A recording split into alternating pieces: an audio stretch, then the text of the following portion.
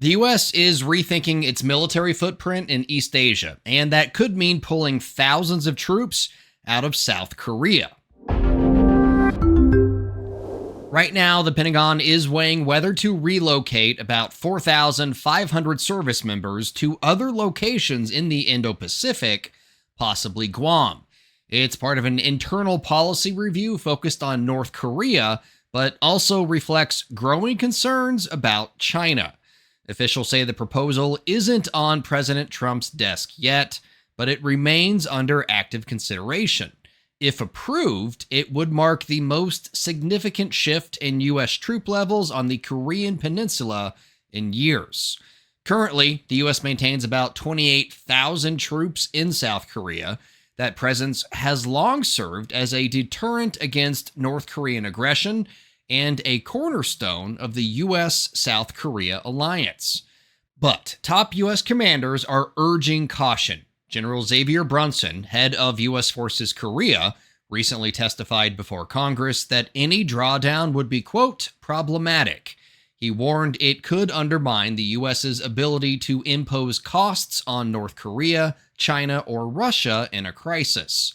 Admiral Samuel Paparo, head of U.S. Indo-PACOM, says pulling troops from the peninsula would reduce America's ability to prevail in conflict. South Korea's defense ministry said it has not held any discussions with Washington about reducing troop levels. The Pentagon is pushing back on reports that the idea is anything other than that, an idea. Chief spokesperson Sean Parnell posted on X that reports of a troop cut are, quote, not true. He said the U.S. routinely reviews its global force posture, but that its commitment to South Korea remains, quote, ironclad.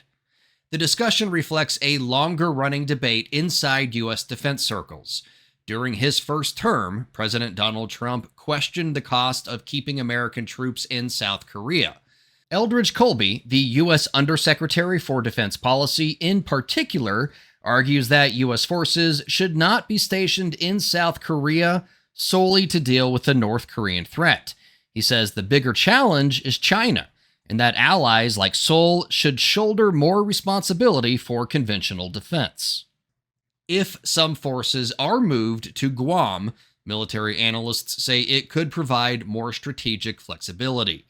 The island is close enough to respond quickly to a crisis, but far enough to be less vulnerable to attack. It's also becoming a central hub for the Pentagon's Pacific operations. As we've said, no final decisions are being made at this time, but the proposal shows how the Trump administration is rethinking America's military footprint in East Asia, balancing deterrence, costs, and new regional threats. For more of our unbiased, straight fact reporting, download the Straight Arrow News app today.